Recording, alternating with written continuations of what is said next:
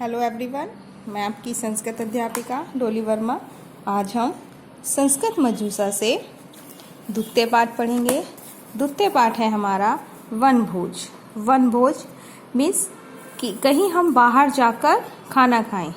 जैसे आप होटल में या पार्क में या कहीं घूमने जाते हैं और वहाँ जाके खाना खाते हैं तो या बोलते हैं आप कैंडल लाइट डिनर, लेकिन हम इसको कहीं बाहर जाके करते हैं तो उसको हम वनभोज बोलते हैं। तो आइए, जैसे आप कभी अपने पेरेंट्स के साथ में बाहर घूमने गए हैं, पिकनिक पर गए हैं, वहाँ जाकर एंजॉय किया है, खाना खाया है, तो इसी तरीके से यहाँ पर दो फैमिली बाहर पिकनिक मनाने के लिए घूमने जा रही हैं और वहाँ जाकर खाना खाती हैं, एंजॉय करती हैं। तो उसी चीज़ का हम यहाँ पर वर्णन कर रहे हैं।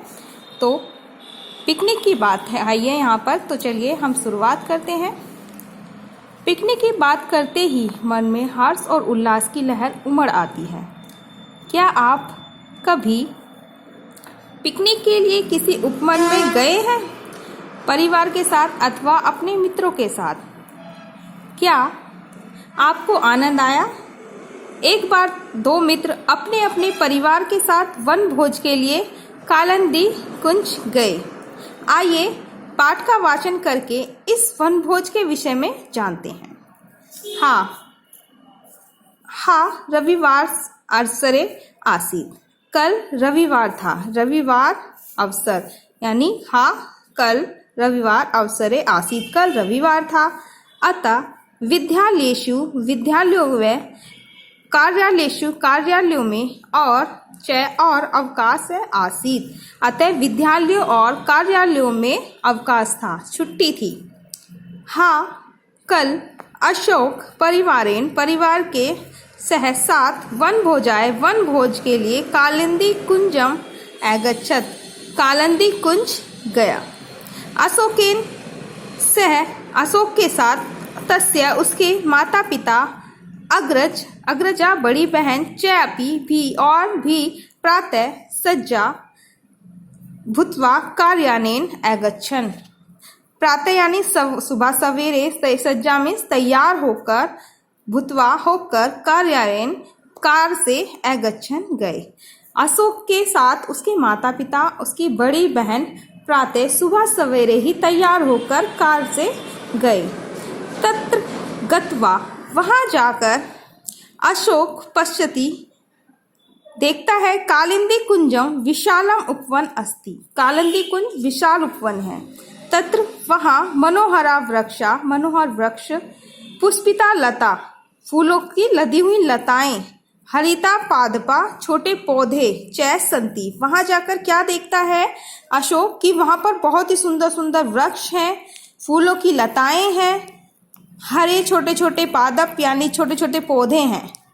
विकसितानि कुसुमानि उपवनम सुरमयम कुर्वन्ति, और विकसित कुसुम छोटे छोटे फूल जो होते हैं वो उपवन को बहुत ही सुंदर बना रहे हैं।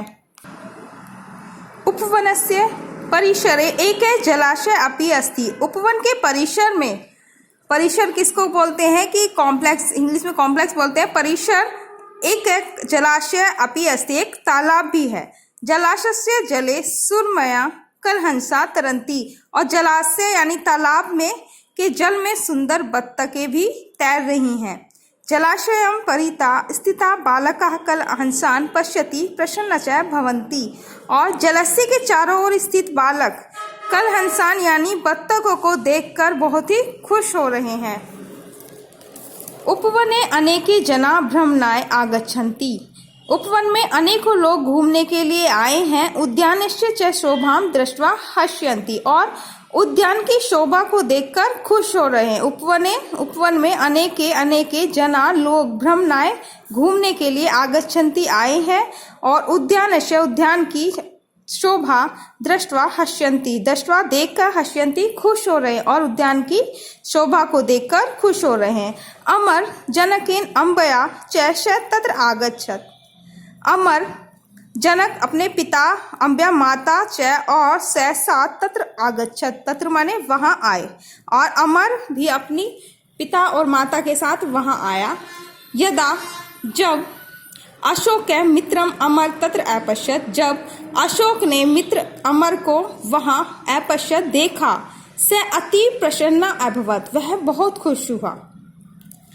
तत् फिर उभय दोनों मित्रे हरिते घासे आनंदेन अक्रीडताम, फिर दोनों मित्र हरित घास पर आनंद लेकर खेलते हैं। उभौ परिवारों, दोनों परिवार हर्षपूर्वकम परस्परम वार्ताम अकुरुताम, दोनों परिवार हर्षपूर्वक खुशी के साथ आपस में वार्तालाप करते हैं। उद्याने च विनोदेन अभ्रमताम, और विनोदेन मजे से एंजॉय के साथ अभ्रताम घूमते हैं।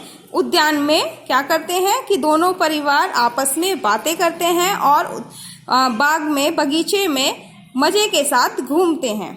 अनंतरम, बाद में सर्वे उपवनस्य एकस्मिन् प्रान्ते उपविश्य भोजनम अखादन्, और बाद में सभी उपवन में एक साथ एक स्थल पर बैठकर भोजन करते हैं, खाते हैं।